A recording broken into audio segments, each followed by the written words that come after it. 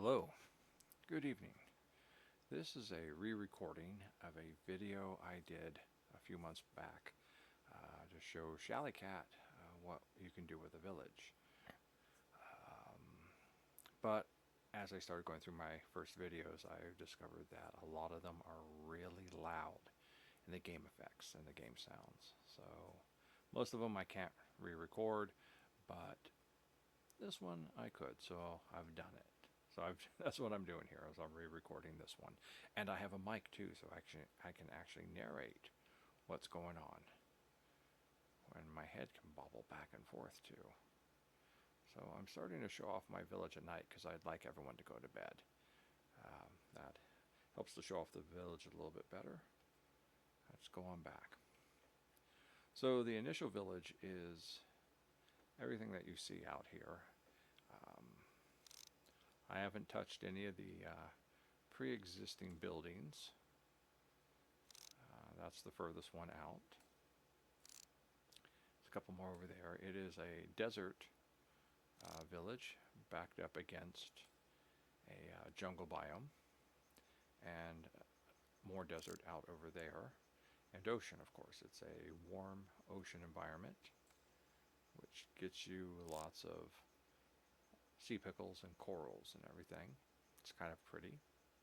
That out there is an ocean ruin, and I will usually go through and mark them after I loot them, so I don't accidentally, keep coming back going, did I get this one?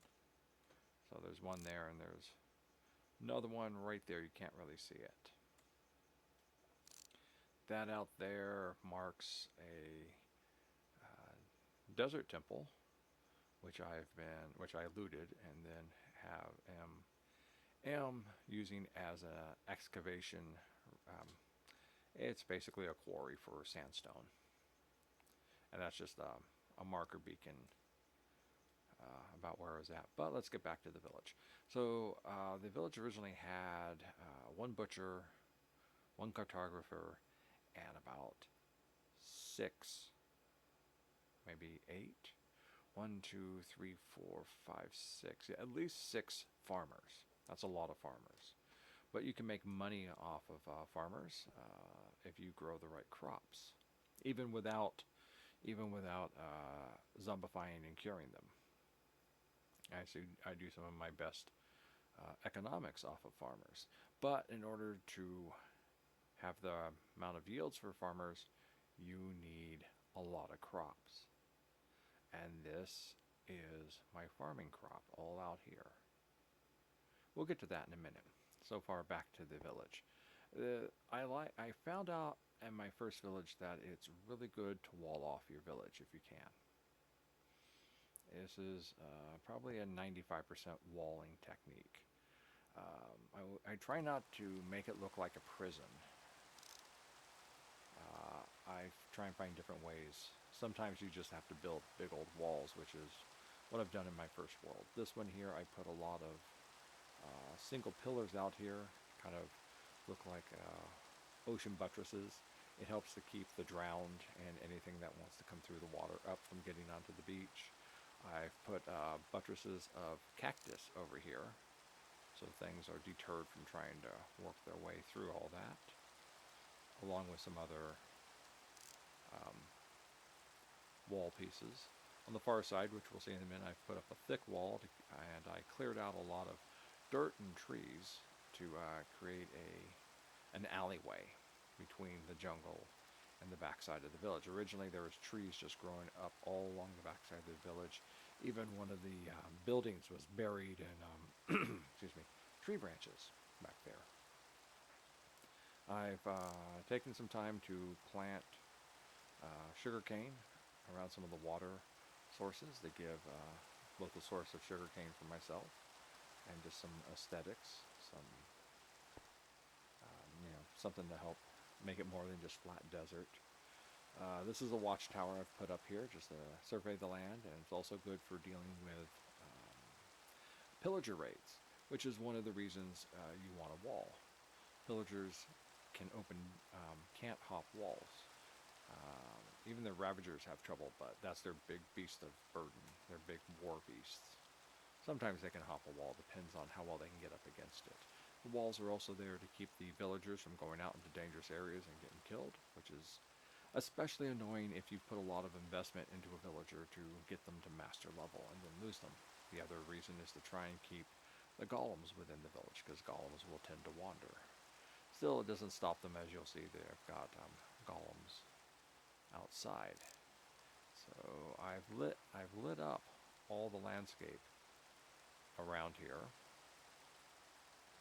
This helps keep mobs from spawning, which I really don't care to have on this part of the land. The rest of the lighting is here is all to provide grow light for the crops, so they'll grow 24 hours a day.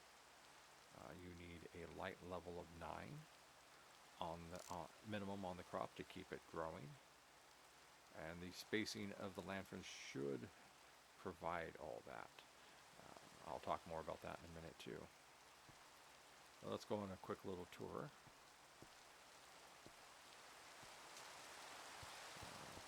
Because it's a divided biome, you get rain in certain sections of it and not rain in certain sections of it.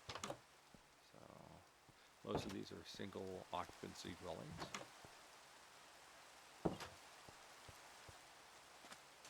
Here's the cactus barrier I built up around here. Help keep things out and keep things in. Some of it's a little bit thinner over here. Put the wall back in place over here. Something could come swimming up over here, but usually they don't, because there's enough light to kind of keep them from spawning. This is, oh, spider time. Excuse me. And and the spider's chilling out. Oh, thank you. Thank you very much. The golems are quite efficient at taking out threats. Anything hostile, and they just go after it. So here's the wall. Back wall, and there's the trench. I'm not going to go down the trench tonight. There's one of those a couple of those cats. Those are cute. I've never seen them get inside the village before. They're completely harmless. See, there's one of the villagers I got. Good. Those are the worst possible things to have here, because if they're close enough, as you know, they'll blow things up. I did my best to try and keep the natural look around it, which is, you know, something I enjoy. I didn't want to like flatten all this out and just turn it into flat lands. So, and you can't see them, but there's another golem off over in there in the water, taking care of things. Periodically around the walls, I set in doors. Oh, there's a skeleton over there. I think we're too far away for him to. But no, he's not too far away for me to blink at. Yay! So if you put a trapdoor down like this, you can keep both pillagers and villagers from passing through. Even though we can see through the trapdoor, the mobs and hostiles cannot. But zombies always kind of know you're around here. It's just the way zombies, they can smell you. Yes, but no one invited you to this tour. And we're going to get you before you are drowned. Okay. Everything's taken care of, and that was kind of bad because I left the door sitting open. Let's go close that back up. So the only thing that can get in here through this opening would be a baby zombie. Oh yeah, here we go. So it's 6. So each composter is for a villager. But I decided I wanted a nice source of magical books. So I made a lot of librarians. Here is my dormitory, first level. Here's my second level dormitory. There is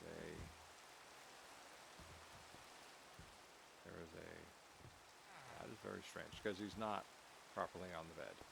I guess they got scared one night and summoned a golem up inside there. But the wall, as you can see, the wall continues around. It encompasses the village so that way the hostile mobs cannot get inside. I've installed a lightning rod, keep things from being struck. I've put up some basic tool block here, grinding stone, so toolsmith, weaponsmith, and an armorer over there.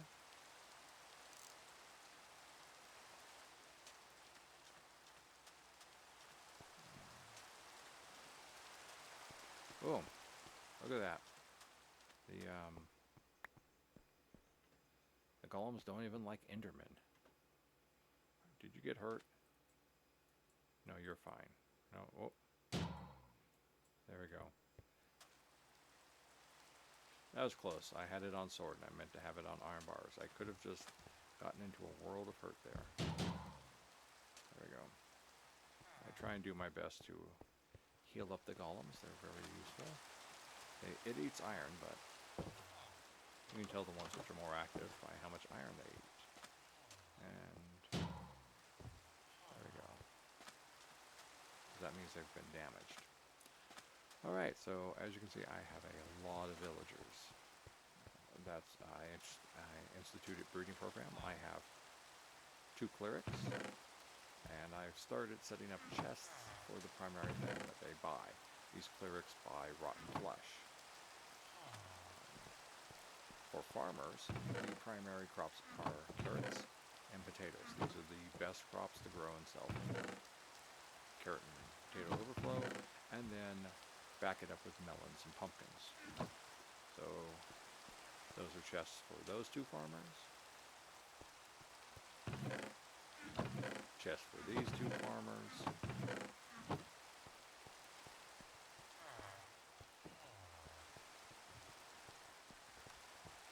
Hello, kitty. Pardon me. And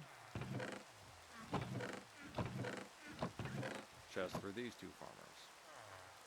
As you can see, I have a lot of librarians. They're all pretty much based off of the first book that they offered me. This is a new one. He's Fortune 3. Very hard book to get a hold of. This is my Thorns 3. This one here sells me Silk Touch at 5. Very good. He's my second Silk Touch. My first one, this one is Silk Touch at 14. This one over here is Silk Touch.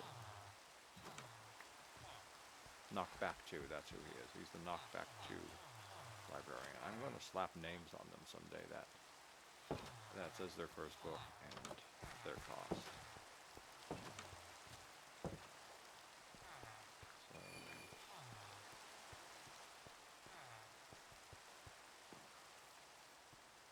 coming on over here.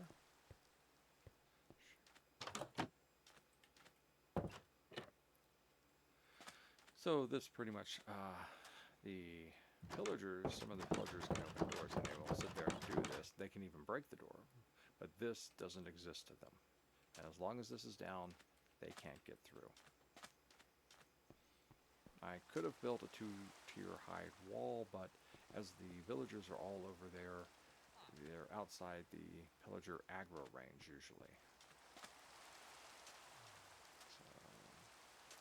And this is the farm. I have small livestock here for sheep for wool, cows for milk. I created a trellis section utilizing iron lanterns, which the librarians sell. And I have a large supply source with the amount of librarians I have. But so what you want to do is this growing pattern here, is you want the light on the stalks, not on the plant. This is where the light source needs to come down and touch at to get your 9. And I'm not too sure I have this one set up well. I probably don't. I probably need to change this one, run the lights down this way, but I wasn't too concerned with that. Because as you can see, I have more pumpkins over here. But the way this works is you put a line of stalks here, skip 2 spaces, put a line of stalk here, leave a middle row here, and then repeat, then mirror the process with stalk, 2 spaces, stalk. And you want to fill this with something, or else the pumpkins will try and grow into here.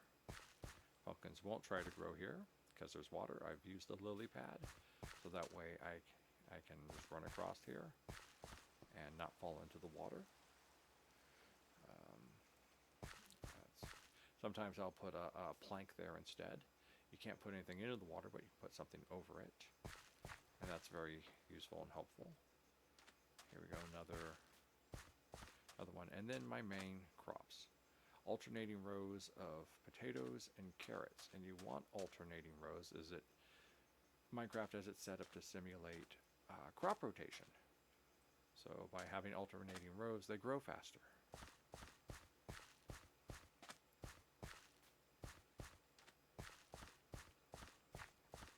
And this is all carrots and potatoes.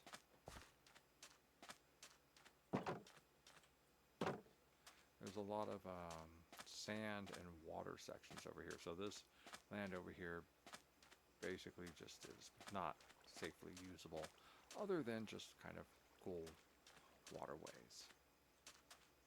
And then I've got a little bit open here, but nothing really I want to use, so I just kind of leave it open, something natural. But then I also have a second row here. This one is heavily dedicated to pumpkins and melons, with some more carrots and potatoes. A villager will buy, I think, if I remember correctly,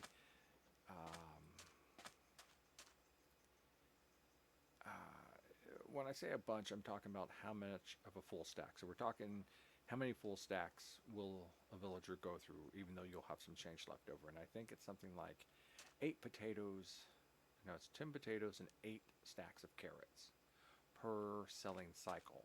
And there's 3 cycles in the day, if you're lucky. This is left over from me marking out, lighting up and marking out the landscape. And here's my 3rd pumpkin farm. And a regular villager will buy 60 pumpkins per cycle, and they will buy, let me see, 60 minus 20, 64 minus 28, 44, I think it's 36 melons. They'll buy 36 melons per cycle. So you will go through melons very quickly.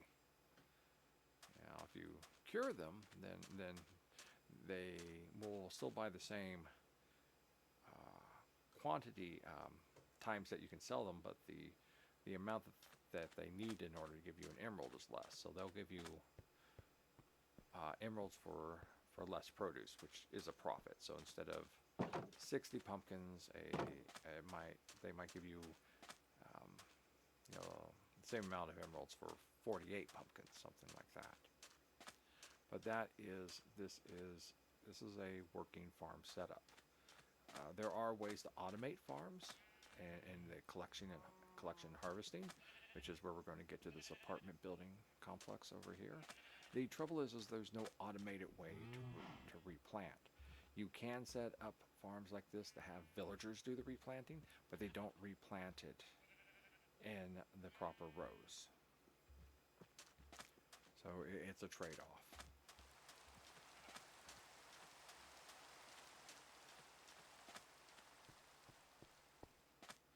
Already, probably getting close to night again. The villagers are all still sitting around doing their things. Yeah, I started off with some librarians over here. I don't know which one this is. Like I said, I'm going to have to name them. I think a farmer lives here. Here we go. This is my territory over here. And I really have to lock it up because they love to come over here and just kind of get in the way of things. So even I can't get out. Oh, look at that. Another golem has gotten out. And somehow he's down there in the water. Golems don't drown. So he'll hang out there until and they don't swim either. So once they sink in water, they're down there, unless you can somehow lead them back up. This is a stackable tower farm. I found this on one of the YouTube channels. Its basic principle is a repeating stackable tower. Each level is the same. It works under the basic mechanics. Is that you have this area, you'll have 2 water dispensers here. When you activate it, the water comes out, washes all of this into the water flow here. Then the original design is to catch the vegetables, your produce here, and then it goes into hoppers, and the hoppers put it into chests, which I'll show you down here. I actually don't need that stuff out of the way. I didn't build it deep enough to block passage. But so there's the hoppers, and they catch it and they put it into the chest. The water trough system is designed instead to catch the vegetables and push them into here into a series of hoppers. Oh no, I'm stuck down here again. Get out of my way. This happens every once in a while. And then the hoppers, of course, feed them down into those chests over there. This is a sorting system. It's an automated sorting system. And it's a redstone. This is a redstone setup. I learned this one from Pixlriffs, but he learned it from the inventor, whose name I never quite catch because he says it so fast. I'm going to skip the technical and just go like this. The way this works is that it's a filter system, and it only allows in what's in this thing right here. So only potatoes will come into here, only carrots will come into here, only wheat will go into there, and then for anything else, there's that last hopper, and it just drops it down into that chest there. And what you see down in here, you got some beets, a lot of seeds, poisonous potatoes, which have absolutely no value unless you want to eat one and get sick and work towards one of the achievement goals. This is the collection area over here. I have these here because when I first built this, the wandering trader came through and disrupted my redstone. So here's my harvesting chests. Now there's a lot of complicated setup here, and I'll try and go through this simply. I'm not going to talk about how to build the tower. That's more complex than what we need to go into.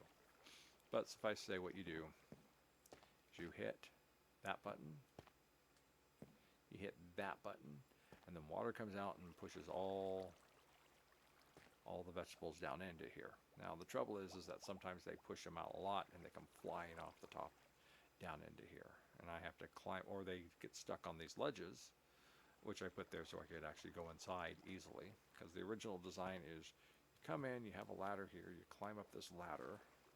We all know how easy ladders are to go up. And you go up there, and this is how you get up and down. So that's kind of a pain, and you're trying to get into here and use these water spots to catch yourself, and it was just annoying. So I put in these balconies and decided to use scaffolding. Scaffolding is very easy to climb. You just push up, and then when you get to the next level, you stop until you get to the top. And the way you go down is you just crouch. Very useful. You make it out of bamboo and string. But here we go. Then like I said, stackable, so each level is repeatable. And here's if you look down, you'll see these open gates, and what the open gate does is it holds the water in place. So if I was to build another level here, the water would sit on top of this. So the best way to kind of go down this is just kind of drop down, catches you, makes you slow. Drop down, catches you, makes you slow. And what I can do is once this is all collected, then this is how I travel back through to go back up and replant everything. It's about a day's chore to replant this entire thing.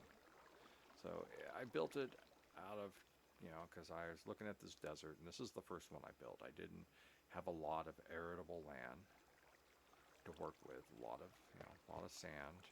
There's a lot of, like over there, a lot of open areas with water and everything. So I did a lot of collapsing and filling in to make this more stable. I built this out of that's calcite, that's bone block, and that is smooth balsat, and you get the smooth balsat and the calcite from geodes. These are the blocks you can get out of the geodes, the non-amethyst blocks out of the geodes. This you just make out of bone meal.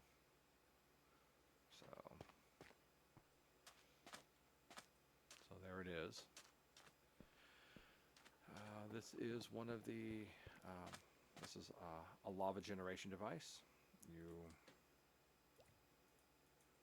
It is one bucket of a lava source. This is a dripstone block, and that is a dripstone point, and that is a cauldron.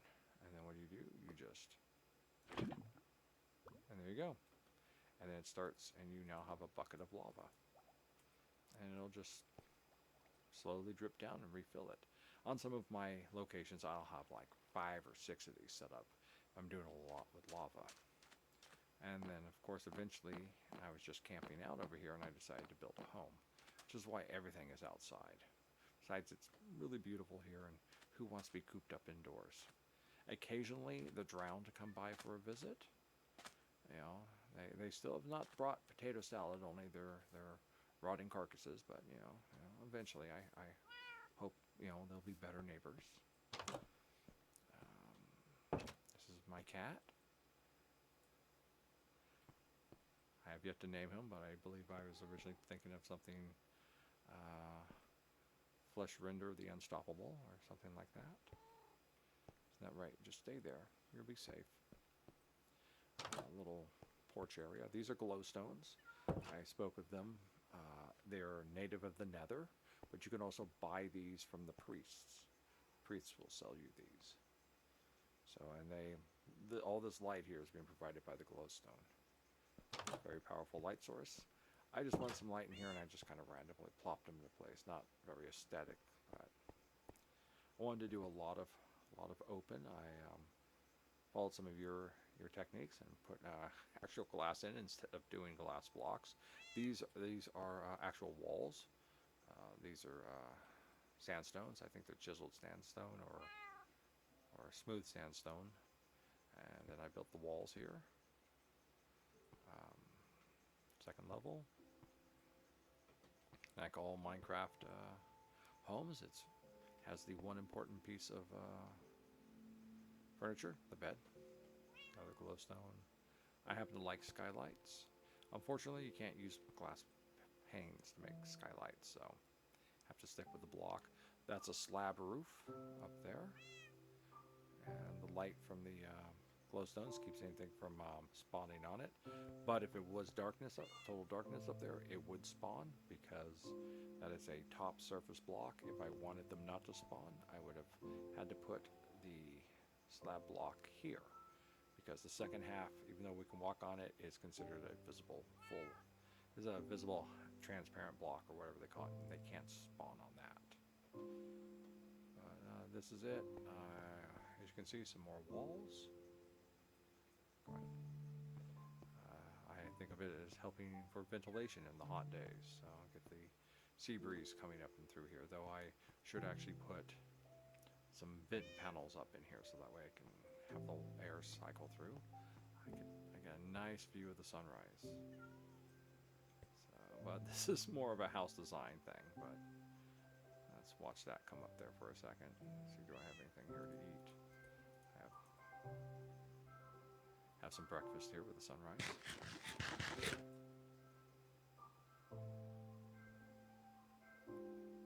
Of course, I'll miss my chance to sleep with my cat.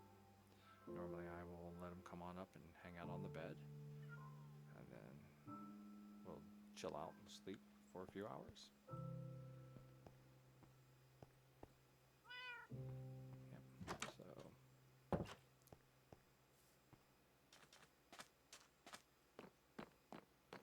this is if you want to make, if you're talking about selling things to your villagers for money, this is kind of the setup you want to look at.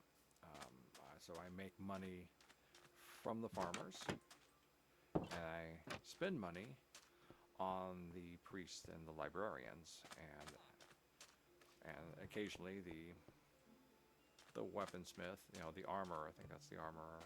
Yeah, the armor, the weaponsmith, and the toolsmith. So it kind of becomes a self-contained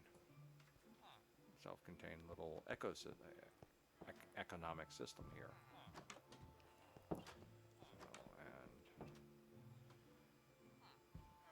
So everyone's up having their morning chat. I got a lot more people than I have. Now this guy here is a novice toolsmith, and that's because he's also latched himself onto the tool bench here. But I have an actual master toolsmith. He's around someplace. The toolsmiths will offer you up to 4 different types of diamond tools, and that's what they're usually good for, because you can earn emeralds. Anybody up in here? Let's see, cactus. Very, very common product in this village. Everyone must keep their practice. But you see, here we go. Depth Strider 3 at 17. So there's my Thorns 3, Riptide 2, Knockback 2, but for 25. 25. There we go. Sells me some lanterns. Bookshelves, always very useful. Here we go. Here's my weapons master. Diamond sword, diamond axe. Can't go wrong. So, just saying hi. Oh, that's right. We're going to go out and... So you can open the door, but he can't go outside. You have to be fast. So, here's the little passageway through here. I have to do something about the vines. I'm not too sure what mobs can climb vines. As you can see, we can climb vines. There we go. Let me climb up this vine instead. I don't think my XP from killing the creeper is still going to be there. No. Not too worried about it. So, but yeah, so that's the village. And that is something that you can aim for if you want to. Also in your villages, check out your haystacks and make sure if there's any open spots in them to at least take one out, so villagers who fall in can climb back out, because they can get just trapped in there. It happens. Villagers aren't the sharpest tool in the drawer. I see. Yeah, there's your apprentice armorer. He's a second armorer. I have a master armorer around someplace. He's wandering. He's wandering about. There's my priests. One of my priests. See, so priest will buy the flesh of zombies from you. That's why it's always cool to collect it, because they don't give you a very good deal. It's very expensive. It's very expensive. They'll buy gold from you, but rabbit's feet, very hard to get. Scoot, which is turtle shell, very hard to get. They'll buy glass bottles from you. You can always make glass bottles, but that's not the thing I look for. Yeah, see, neither of these guys have what I want, which is ender pearls. It was very disappointing. I made 2 of them. Neither of them got me ender pearls. I was very, very pissed off. They both sell me the exact same stuff. But you can buy redstone, you can buy lapis from them, buy the glowstones, very useful. So prices aren't too bad, and let's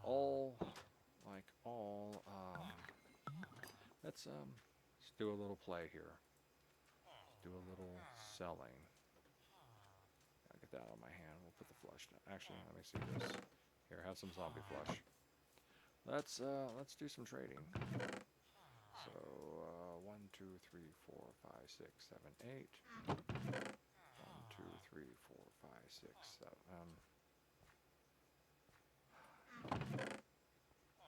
8. to here. You hold that for a second. Hey, let's trade. Yeah, you. So, as you can see, he starts off at 26. You kind of want to give them a moment, because as you trade with them, their prices will go down. But you have sometimes you have to go through an entire cycle of buying stuff. So once you get the X, of course, then they're like, well, we're not going to trade with you anymore. We've bought all we want to buy. So prices for the carrots still haven't.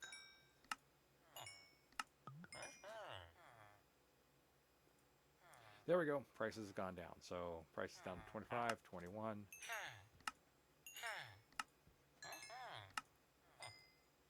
Yep, and there's that, and then he'll buy melons. So going over there, grab a stack of melons. I think it's 40 melons is what he wants to buy. But he may buy less because he's now down to 3. He might buy, take less melons for more money. Yeah, he'll buy 36 when the price is good, which means that he'll buy 12 times from you. Throw that back in there. Throw the remaining carrots. No. Throw the remaining potatoes up in there. Throw the remaining carrots up in there. And with that, we just earned 44 emeralds. Now, there's 1, there's 2, there's 3, there's 4, there's 5, there's 6. And that's not including finding ones that will sell pumpkins too. He won't buy pumpkins. A couple of them, they cycle around and link up, so he'll buy pumpkins. So, and which means I can get more, because he'll buy 60 worth. He'll give me another 10 emeralds, so I'll get 54 from him once I get everything. Once I get everything synced up and the price is lowered, and then of course when they meet during the day, if you do a lot of good trades with them, they'll lower the prices for everyone. Everyone go, oh, well, he's a good customer. He's a good customer, so we will give him discounts. And if you cure one of being a zombie, and he goes over and tells everyone, hey, he's a good guy. He cured me from being a zombie. So, and then the prices go down a little as well. There's your dips, right? Okay. There's my master armorer who will sell you diamond armor. You get them up there, and how do you get up there? Is you earn up a bunch of money from farmers, and you buy up iron gear, then you buy up some chain gear. Do not sell him your diamonds. Do not sell him your diamonds. You buy up. You can sell him iron if you've got enough iron. If you don't do it. Then you go up and then you buy some chain mail until he finally. This is the last 2 levels right here. This is the master level, and this is the submaster level. And then once you do that, then here you go. And they all come with some enchantment, but usually it's a mishmash of what you can get. My opinion, the best thing to get is a single enchantment, because you can work with it better. You can always grind enchantments off. Use the grinder, take the enchantments off, and then use your enchanting table to enchant your armor. Hello. So, and it's town meeting time, and that's what everyone's over here is doing. Everyone is over here talking. Everyone is over here going, yeah, he's cool. Yeah, what's going on today? Yeah, did you see that Bob got eaten by the zombies? Yeah, I know, I saw that. That's horrific, wasn't it? I mean, just Bob got eaten by the zombies. I mean, that's terrible. See that rabbit that ran across the sand? Yeah, I saw that rabbit that ran across the sand too. I know. Wasn't that amazing and exciting? Hi. This is also when, if there are any free beds, they will, and they have food, they will go ahead and breed. If they have food and there aren't any free beds, they will attempt to breed anyhow, but the breeding will fail. So that's how the breeding mechanics work. I currently have a lot here with, what can I do for you? Don't have anything to sell you at the moment, but I could, because it carries over. The discount carries over for a while. So I could run over here and grab some more. Come over here and grab some more. 2, 3, 4, 5, 6. And 1, 2, 3, 4, 5, 6, 7, 8. Run back over to him. Where'd you go? No, not you. Not you. You're a dude. I think it was you. Yep. 1, 2, 4, 6, 8, 10, 12, 14, 16. So he'll do 16 cycles of this earth. And then 1, 2, 3, 4, 5, 6. And then I didn't bring any melons with me. Everyone's getting ready to go to bed because the sun's setting. Grab some melons really quick.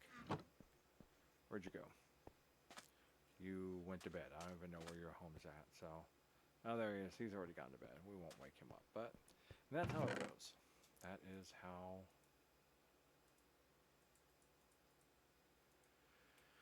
And that is how you work a farming village.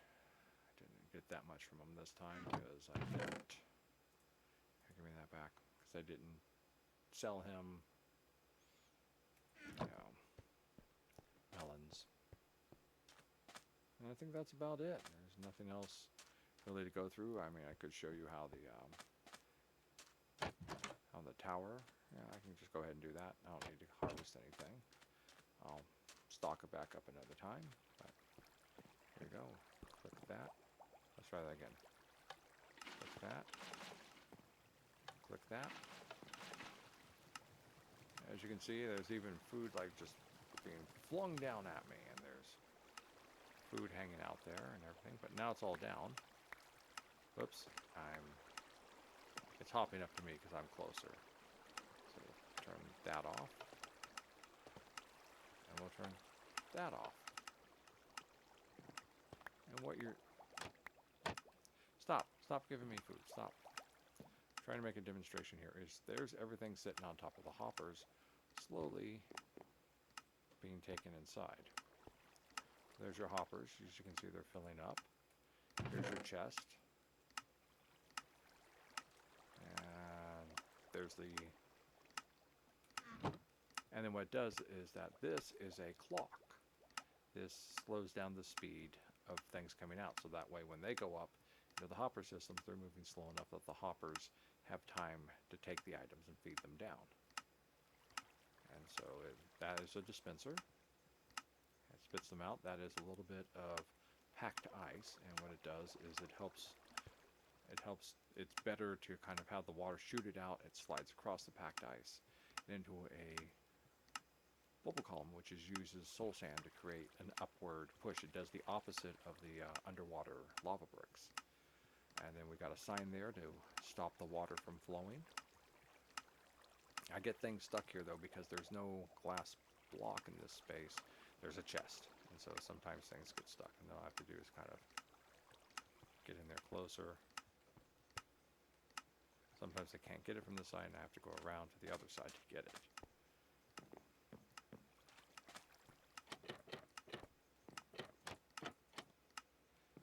And I go right there. I was like, congratulations. I have potatoes. And then as you can see, well, you maybe can't see. Let's come on over here. So I'll stand up here. See, the potatoes aren't going anywhere because the first hopper is potato. But when the carrots come through, you'll start seeing the carrots come down here.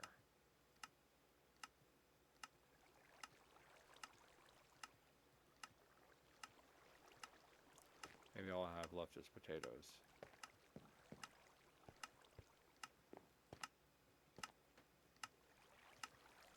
But you can kind of see what happens is they shoot up here. They hit against this. I've had them come popping out and flying over, so I had to put these two trap doors in to block it. So they come up, they hit against this, and then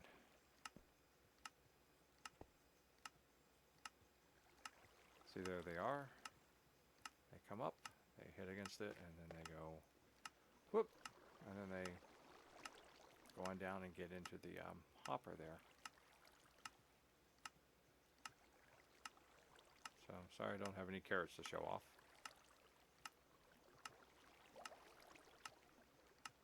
As long as it's ticking, that means it's got food it's putting out. Unfortunately, nothing's gotten caught here. Lots of potatoes. Lots of potatoes because they buy more potatoes than they buy carrots. And lots of pumpkins because they buy more pumpkins than they buy melons. But they will always buy melons, but they won't always buy pumpkins.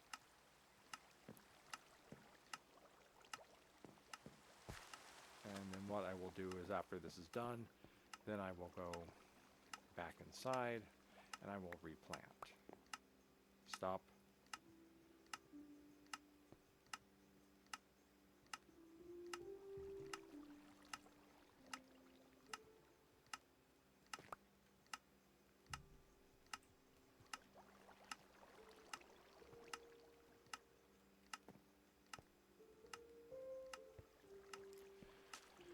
And that's about it.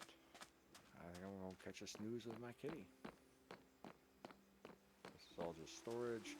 This is a semi-automated furnace. All things in the furnace are fed through. So you have a chest and a hopper that feeds down. So anything on the top feeds here into the product that's to be smelted down. Anything that comes in from the side here happens to be fuel. This creates the fuel. So you could set this up, put a lot of things up here you want to smelt it, put your fuel into here, and then it goes through and does the job and drops it down into here. See if I have anything to demonstrate with. Cooked food, lots of cooked food.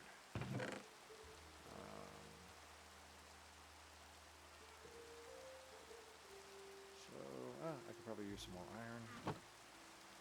Throw the iron down. Okay, use my Fortune 3 pickaxe, so that way I might get more iron. 7 blocks, I end up getting 14 pieces of raw iron. You throw the iron up in there, and immediately it disappears because it's going into the hopper, and the hopper fills it up. But if you had a lot of different things, you had gold, you had food you wanted to smelt in here, it all queues up in the hopper. And then we're going to throw a lava bucket in there. A lava bucket goes into the hopper, comes into here, drops into the fuel source, and then you pick your empty bucket back up right there. And that's how you build that. That's 3 hoppers, 2 chests. 3 hoppers, 3 chests, and 1 furnace. And if you want to make it only for doing metals, you use a blast furnace. But you see, and it just deposits your gear right there. It's raining. Let's go inside. Oops. Want to go upstairs? We're going to go upstairs.